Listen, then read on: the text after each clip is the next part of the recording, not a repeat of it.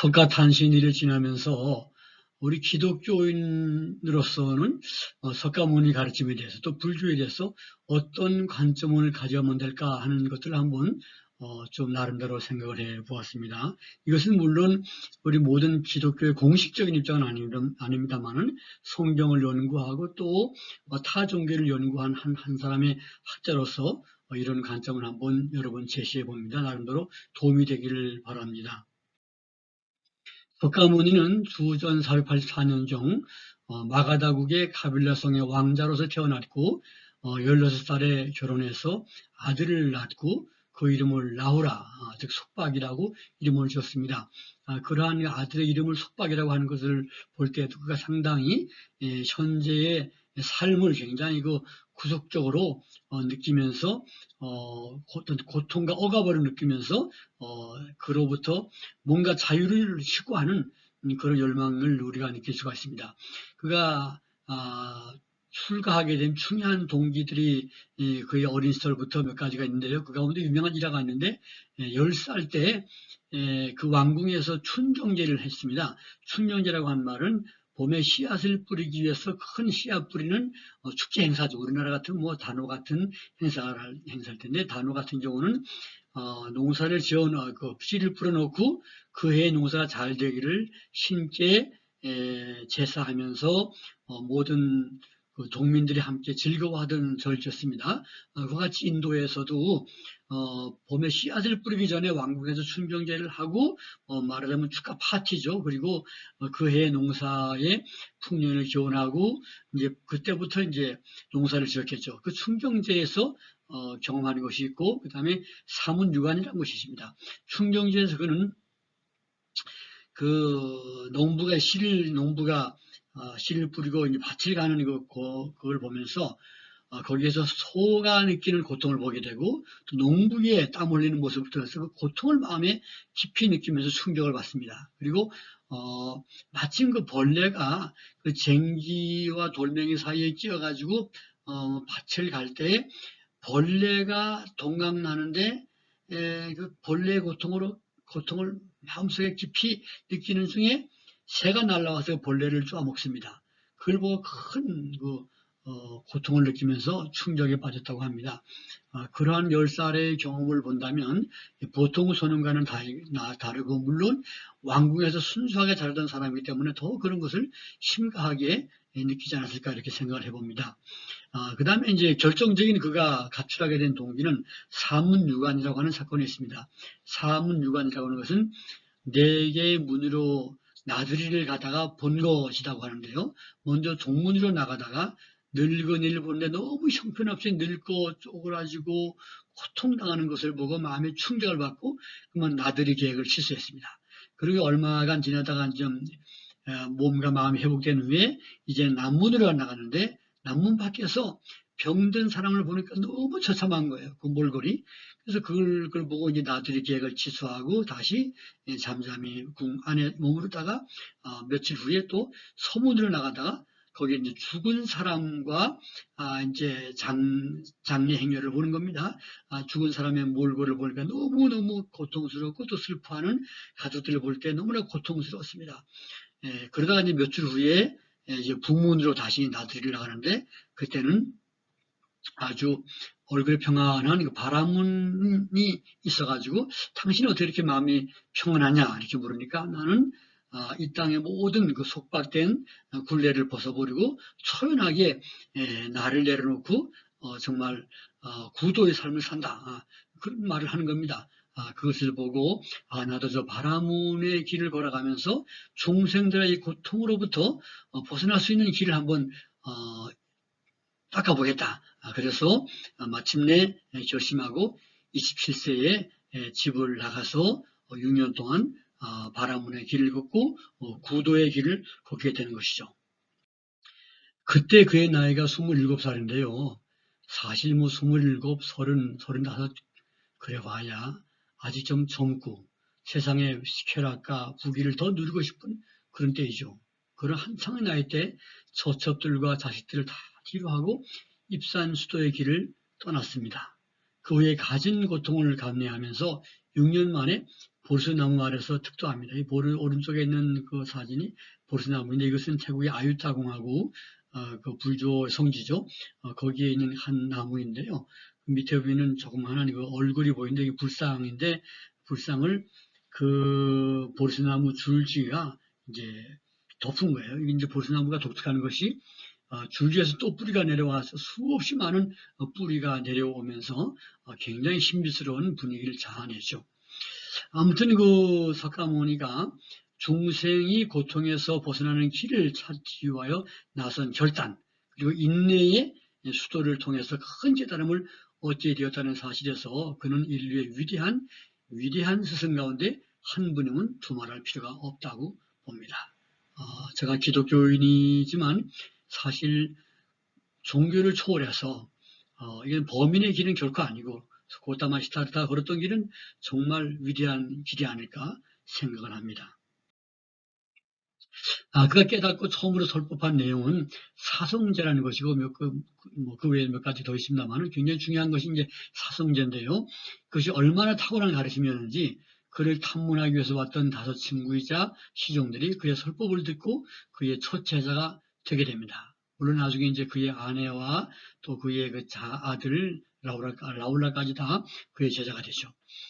이 석가모니의 설법은 굉장히 논리가 정교하게 들어맞고 깊은 감동이 있었는데 그것은 그가 궁에서 왕자로서 많은 학식을 익혀서 학자적인 자질이 충만했음을 보여줍니다. 또 하나는 비상한 기억력과 모든 종류의 고통에 대해서 결코 일반적이지 않는 남다른 깊은 고뇌와 그 고통에 대한 공감을 하는 그런 사람이었음을 보여집니다. 그가 얼마나 그 고통에 대해서 많은 깊은 고뇌를 했고 정리했는지를 우리가 보면 참 놀라움을 금할 수가 없습니다.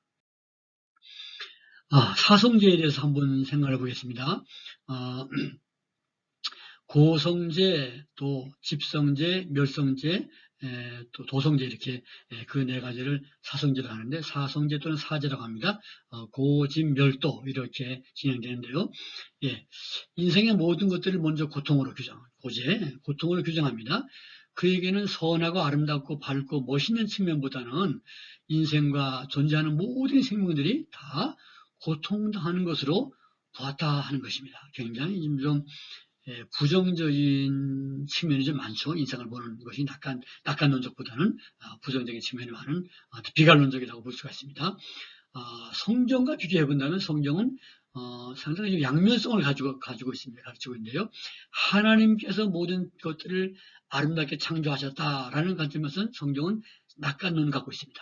그러나 인간의 타락으로 인해서 그 모든 아름다운 것들이 크게 많이 망가짐으로 인해서 인간들에게 삶에 고통과 절망과 아픔이 닥쳐왔다 하는 그런 면에서는 또 비관론적인 면이 있죠.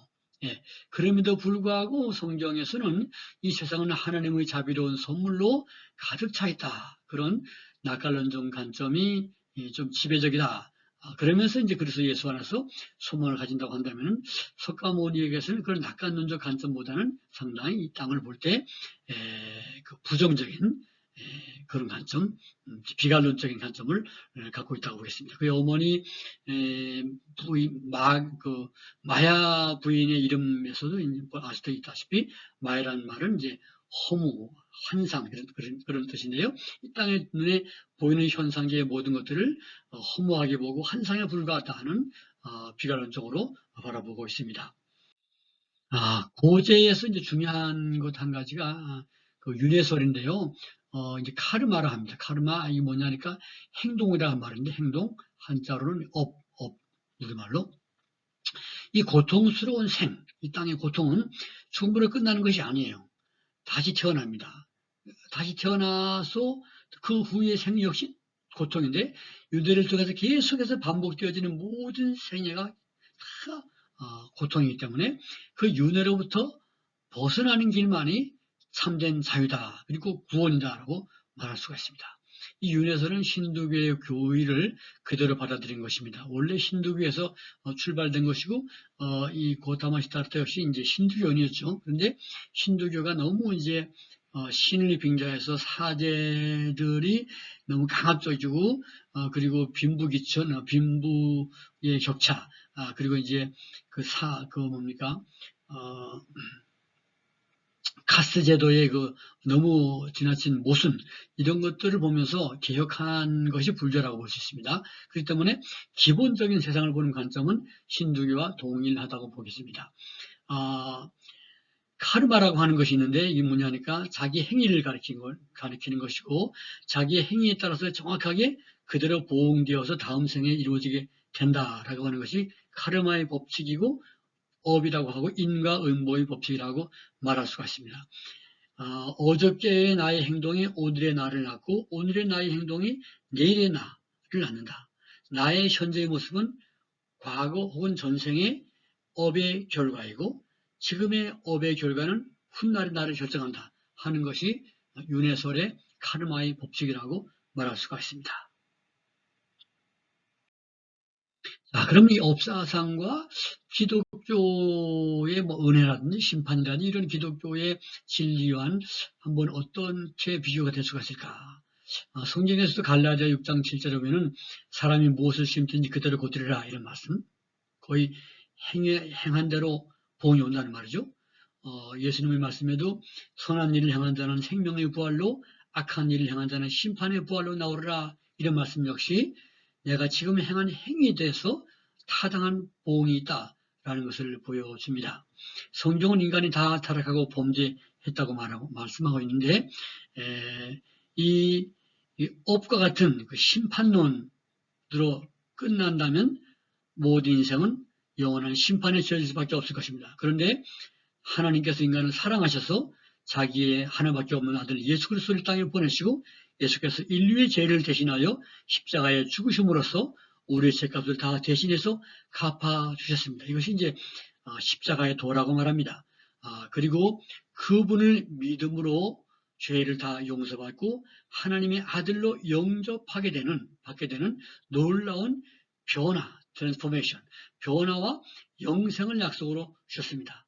그러므로 그 사실, 예수를 믿음으로 말미암아 죄 사함 받고 영생 얻게 되는 이것을 한마디로 복음, 가스펠, 복음이라고 하는데 다른 말로 복음은 굿뉴스, 좋은 소식이라고 하는 의미입니다. 그렇습니다. 그래서 기독교가 행한 대로 보응한다고 하는 것을 전혀 배제하는 것이 아니에요. 석가모니 가르친 것과 똑같습니다. 그런데 그 행한 대로 보응받는 우리 인간에게 심판이 주어지만 그 심판으로 면해지게 하기 위해서 하나님의 아들 예수 그리스도가 대신해서 형벌을 받고 고통을 당하는 것이 바로 십자가다. 그 십자가는 바로 날 대신한 형벌이고 그분의 믿음으로 나에게는 십자가와 형벌이 아닌 영생과 구원의 은총을 주셨다라고 하는 것이 복음이라고 말할 수가 있겠습니다. 자, 그러면 윤회설과 카르마의 교리 이런 것들을 어떻게 평가해야 될까 한번 좀 나름대로 생각해 봅니다. 불교에서는 끝없이 윤회하고 자신의 죄와 선행에 따라서 정확하게 다음 생에서 더 높은 존재로 혹은 야수나 형편이 없는 번제로 태어난다고 합니다. 그렇기 때문에 살생은 금물입니다. 물론 살생은 금한다 할 때 모든 생명체를 귀한 것으로 여긴다고 하는 의미가 있고요. 또 하나는 저 죽어가는 그 민물, 짐승이 혹여나 돌아가신 내 부모님일 수도 있고 내 발에 밟혀 죽은 개미가 죽은 할머니일 수 있다고 하는 생각 때문에 결코 살생할 수가 없고 또 살생하고 그러는 것은 큰 죄가 악이기 때문에 나에게 앞으로 그 행한 대로 보응받는데 큰 걸림돌이 되기 때문에 더 나쁜 업을 쌓는 거기 때문에 살생을 금하고 있습니다. 이 윤회에서 의문이 제기되는 것은 인과응보라고 하는 것은 도덕과 윤리적 기준이 있기 때문입니다. 그런데 그러한 양심과 윤리의식, 인과응보에 대한 어떤 윤리성이 인간에게만 있지 않을까 생각해 보는데요. 만약에 현재의 그 수도를 하고 손을 막 닦아서 다음 생에 좋은 곳을 태어난다고 한다면 만약에 개미나 짐승들도 윤리의식이 있어 개미가 남을 도와주고 열심히 손을 행하고 짐승들이 남에게 자기 먹을 걸 안 먹고 도와주고 말이죠. 이런 선을 베풀어서 다음 생에는 기대할 수 있을까? 짐승들에게도 과연 윤리와 도덕 기준이 있을까 의문시 됩니다. 성경은 사람들만이 하나님의 형상대로 지음을 받았다고 말합니다. 그렇기 때문에 사람은 도덕성과 윤리성과 종교성을 가지고 있습니다. 죄를 지으면 양심의 가책을 받습니다. 아무도 따라오는 이가 없고 경찰이 수색하지 않아도 먼저 가슴이 두근거리고 마음이 평안히 사라지게 됩니다. 사람의 인격과 영혼은 하나님께로부터 왔기 때문에 누구나 존귀하는 것이고 그에게는 그 독특한 양심이라고 하는 것이 있는 것입니다. 그렇기 때문에 인간의 삶을 살아갈 때 도덕성과 윤리성이 있는 것이고 도덕과 윤리를 무시하고 본능대로 사는 사람들을 짐승 같은 놈이다. 짐승보다 못한 놈이다. 그런 말을 하지 않습니까? 그런데 짐승들에게도 과연 윤리의식을 가지고 다음 생애를 위해서 뭔가 준비할 수 있냐? 이 지상에서는 석가모니나 또 도를 추구하는 모든 사람들처럼 윤리성을 지키고 정말 그 노력을 하고 후대 생활을 위해서 좋은 업을 쌓겠지만 짐승도 과연 그렇게 할 수 있을까 할 때 상당한 의문을 가할 수밖에 없습니다. 그리고 8정도에서 이제 그 고성제, 고제에서 8가지 고통을 그는 말하고 있는데요. 먼저 생고, 태어나는 고통, 노고, 늙어가는 고통, 병고, 질병의 고통, 사고, 죽는 고통, 또 애별리고, 사랑하는 사람과 이별해만 가는 고통, 참 아프겠죠. 또 원중해고, 미워하는 사람과 만나야만 되는 고통, 미워하는 사람과 헤어지지 않고 같이 살아야만 되는 고통, 그런 것도 많이 있죠. 또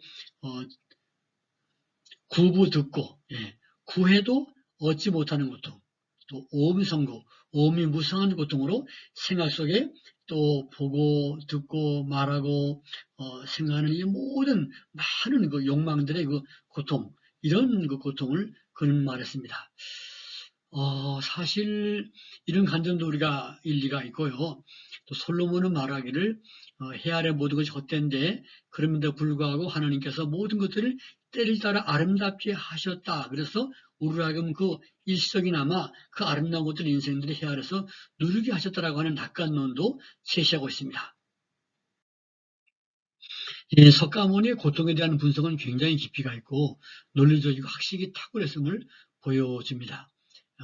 솔로몬도 인생 말년에 말하기를 해 아래서 인생은 다 헛되고 헛되니 모든 것이 헛되다 이렇게 말했고 사도 바울도 만물의 피곤함을 이루 말로 다 할 수 없다 그렇게 말했습니다. 그렇습니다. 타락한 인생을 사는 날 동안에 인생의 모든 삶은 많은 고통이 주어진다고 말하고 있고 또 욥도 말하기를 사람이 산 날 동안에 마치 장작불이 꺼질 때까지 그 재가 하늘로 올라가듯이 인생이 그와 같이 고통이 끊임이 없다 그런 표현을 한 곳이 있습니다. 그러나 성경은 그런 고통당하는 인생에서 예수 그리스도의 오심을 통한 정말로 희망으로 역사를 바라봅니다. 모든 고통을 대신 짊어지고 골고다 언덕으로 올라가신 예수 그리스도의 십자가 그리고 부활을 통해서 그를 믿는 자에게 함께 부활과 영원한 생명을 약속하여서 영광스러운 날을 바라보는 것이 또 기독교의 특성이라고 볼 수가 있겠습니다. 그 다음에 두 번째 사성제 가운데 두 번째 교리가 집제입니다. 집제 또는 집성제라고 합니다. 집제. 이 집자는 이제 모을 집자인데요. 모든 것에 대한 집착을 의미합니다. 즉, 모든 고통의 원인이 뭐냐? 바로 집에 있다. 집착에 있다는 겁니다. 모든 갈망 그 자체를 집으로 규정합니다. 감각적인 쾌락을 향한 욕구를 욕해라 하고 내세에 좋은 거 영원히 살고 싶다는 마음, 즉 존재의 욕망을 유해라 하고 허무한 것을 인지하면서 거기에 안주하고자 하는 태도를 무유애라고 하는데 이 무유애도 역시 자기중심적인 것이므로 하나의 집착을 옵니다. 그러니까 굉장히 집에 대한 그 범위가 넓은데 우리가 아는 그 잘못된 집착, 잘못된 욕망만이 아니라 어떤 좋은 것에 대한 욕망까지도 여기에서는 그 집으로 같이 표현하고 있습니다. 성경 말씀에서도 욕심이 잉태한 즉 죄를 낳고 죄가 장성한 즉 사망을 낳느니라 이렇게 말하고 있고 많은 그 고통과 괴로움의 원인을 욕망이 있다라고 하는 그 설법은 성경과도 상당히 일치하는 것이라고 우리가 말할 수가 있겠습니다.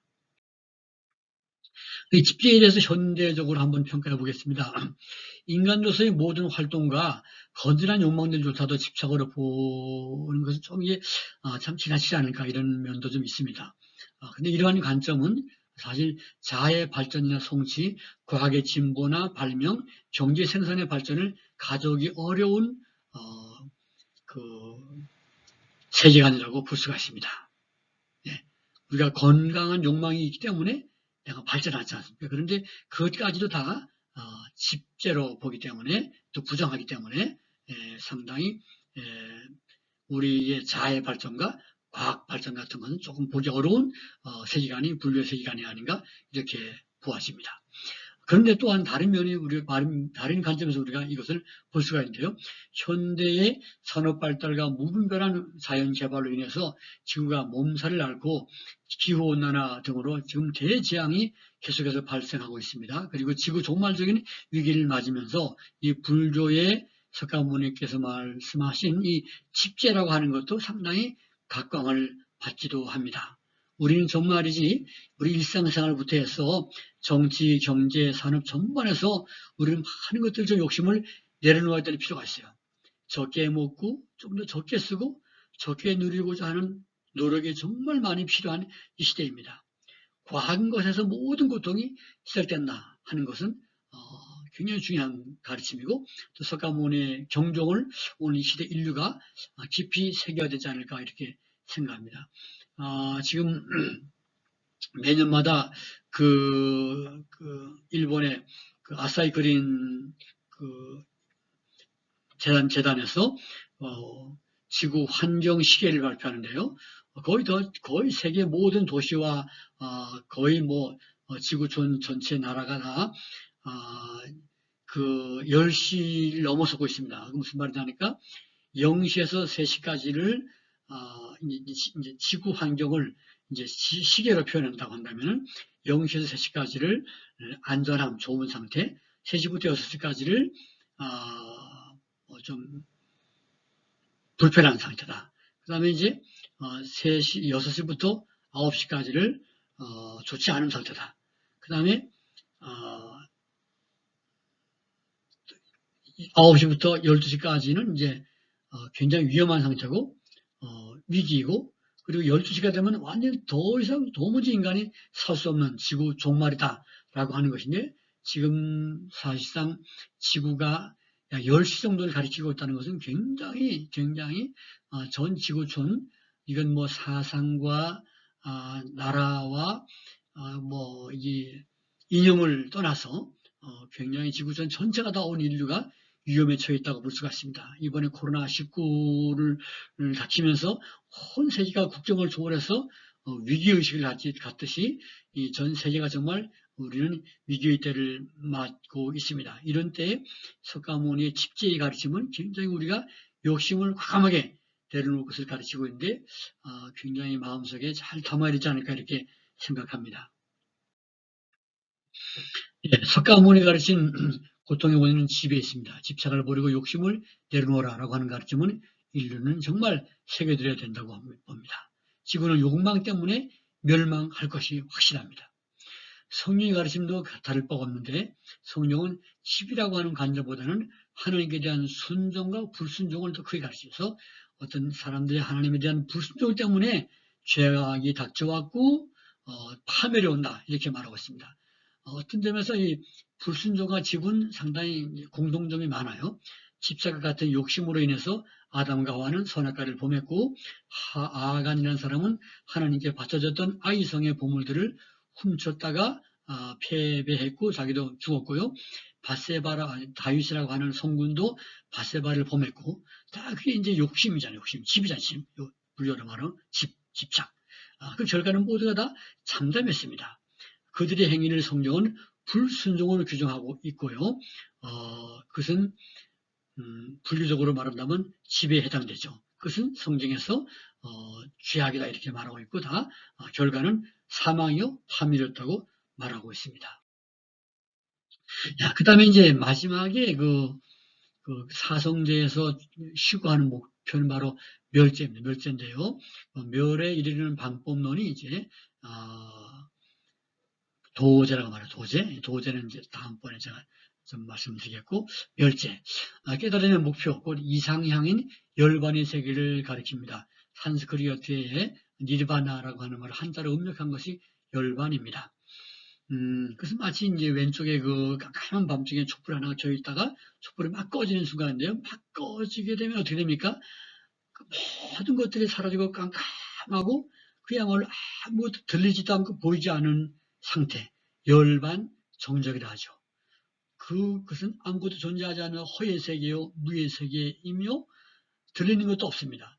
존재함이 없는 세계요, 비존재의 세계이자 머무름이 없는 머무름의 곳이라고도 표현이 됩니다. 즉 모든 본래와 갈망을 함정없이 다 멸함으로써 청정무구한 해탈을 얻게 된 상태를 가리키는데, 불교에서는 더 이상의 윤회가 없이 이 영원한 니르바나로 들어가는 것을 최종 목표로 삼고 있습니다. 이 최종 목표와 기독교적인 최종 목표의 대조를 한번 생각해 보겠습니다. 불교의 최종 목표는 바로 이 무존재의 영역으로 진입하는 것인데, 주 3, 4세기에 기독교의 영향을 인도에서 수용하면서 아미타불의 이름을 부르면 서방 극락 전투에 정토에 들어갈 수 있다는 대승불교가 나옵니다. 그 서방 극락 정토도 역시 영원한 것은 아닙니다. 윤회의 한 과정으로서 이해하고 결국에는 최종적으로 열반에 들어가는 것이 최후 목표예요. 그러니까 불교에서 일시적으로 어느 정도 극락이라고 하는 좋은 것들을 받아들입니다. 그렇지만 결국에 가서 극락도 영원한 것이 못하고 최후적으로는 이 열반에 가야 된다, 이렇게 가르치고 있죠. 그런데요, 우리 불교민 분 혹시 계시면 대다수의 사람들은 정말 그 서방 극락 정토라고 하는 그 극락의 세계가 실제한다고 한다면 정말 거기서 영원히 살고 싶지, 거기서 나와서 무존재의 삶, 열반으로 들어가고 싶을까? 그렇지 않을 것 같아요. 극락이 정말 영원한 극락이 있다면 영원히 살고 싶지 않을까요? 재미있는 상상이죠. 불교에서는 영원한 실제가 없다고 가르칩니다. 석가모니 어머니 이름이 마야인데 그 뜻은 허무라는 뜻이라고 아까 말씀드렸죠. 그가 이미 태어나기 전부터 어머니의 이러한 허무적 철학이 석가모니에게 상당히 영향을 미쳤다라고 보여집니다. 성경은 하나님은 비존재가 아니라 살아있는 분이고 살아계시고 전지전능하시고 하늘과 땅의 모든 것들, 또 우주를 광대하게 창조하셨고 아름답게 창조하신 위대한 분입니다. 하나님은 아름답게 온 땅을 다 만드셨고 그것은 하나의 환상의 세계가 아니라 실제하는 세계예요. 눈에 보이는 것들이 물론 언젠가 사라지지만 내 손에 만져지는 것은 실제이지 이게 뭐 껍데기가 아닌 것입니다. 그리고 영원한 실제의 세계를 약속하는데 성령 예수께서 내가 너희를 위하여 처소를 예비하러 가노니 내가 가서 처소를 예비하면 다시 와서 너희를 내게로 인도하여 나 있는 곳에 너희도 있게 하리라 하고 약속하셨습니다. 그러므로 기독교의 세계관은 무로 끝나는, 허무로 끝나는 종교가 아니라 해피엔딩이자 네버엔딩, 네버 해피엔딩으로 바라보는 세계관이라고 보겠습니다. 물론 그리스도 예수를 믿는 믿음 안에서 네버엔딩, 해피엔딩입니다. 그러나 예수 밖에 있다고 한다면 내가 향한 행위대로의 심판이 기다리고 있다. 한 번 주는 것은 사람에게 정하신 것이요 그 후에는 심판이 있다고 성경은 선포하고 있습니다. 열반과 천국이 우리 앞에 있겠죠. 열반입니까? 천국입니까? 무엇을 바라보십니까? 모든 것들이 사라질 날이 올 것이라고 불경에서도 가르치고 있고 성경은 말하고 있습니다. 또 불경은 색즉 시공, 공즉 시색, 모든 보이는 그 현상적인 것들이 다 공에 불과한 것이고 또 공이라고 하는 것도 공이라고 하는 건 역시 색과 다름없다 그렇게 말하면서 결국에 영원한 열반을 바라볼 것을 말하고 있습니다. 성경에서는 하나님은 알파와 오메가이죠. 시작과 끝이다. 나중이다. 그분은 창조의 하나님이시고 심판자이십니다. 이 땅의 모든 것들이 심판당하고 다 무너지고 종말을 구하는 바로 그 이후에 끝이 아니라 허무가 아니라 영원한 영광스러운 세계를 재창조하셔서 그분에게 믿음과 순종의 삶을 살며 소망을 가지고 선을 행한 사람들을 위해서 새 하늘과 새 땅을 만들어주고 거기에 참여하게 하신다라고 약속을 하고 있습니다. 우리가 땅에서 인내하면서 선을 행할 때 새 하늘과 새 땅을 바라보게 되는 것이죠. 열반 성적이라고 하는 무의 세계가 아니라 허무의 세계가 아니라 꽃들이 피어나는 생명수 강가에서 영원히 서로 사랑하면서 평화를 누리면서 하나님을 섬기게 하시면서 허무가 아니라 충만한 생명을 누리게 하시는 것입니다. 이것이 예수 그리스도를 믿고 따르는 사람들에게 가진 소망이다라고 말할 수가 있습니다. 저에게는 열반도 이 땅이 험하고 어둡다고 할 때 열반 들어가고 싶겠지만 더 아름답고 영원한 천국에 저는 정말 가고 싶어요. 어떤 시인이 말하기를 하나님께서 지으신 이 세계가 이렇게도 아름답거늘 그 하나님 그분은 얼마나 아름다우실까 그런데요. 그 아름다우신 하나님과 함께 완전하신 하나님과 함께 완전한 세계를 누리는 것이 바로 천국이다. 천국을 바라보고 소망해야만 되겠죠. 그리고 천국이 내 안에 이루어진 삶을 사는 것이 진정한 그리스도인의 삶이라고 생각됩니다. 자, 석가모니의 단신일을 맞이하면서 석가모니의 인류를 위한 노력과 그의 깊은 그 득조를 추구하는 고행, 또 그의 놀라운 지혜와 노고의 깊은 정오를 표현하지 않습니다. 그렇지만 그가 영원히 살아계신 주 하나님을 만났더라면 얼마나 더 위대한 인류의 수행이 됐을까 하는 안타까운 마음도 가져봅니다. 그의 사후 수백 년이 지나면서 대승불교로 불교의 진리가 확장되면서 아미타불을 통해서 극락이라는 곳을 영원하는 것도 생겼지만 사실 극락의 주관자 아미타불도 또 미래불이라고 하는 미륵도 가상과 허구의 존재임이 분명합니다. 어쩌면 역사 속에서 실제 하셔 살다가 가신 그리스도 그리고 다시 오실 예수 그리스도 그분 안에 진정한 아미타불도 미륵불도 있지 않을까 생각합니다. 어쩌면 불교인들이 추구하고 바라보고 간구하는 아미타불도 기대하는 미륵불 예수님 안에 다 있습니다. 예수님은 내 죄를 위해서 가셨고 천국을 준비하시고 장차 다시 오십니다. 아멘 주 예수여 오시옵소서.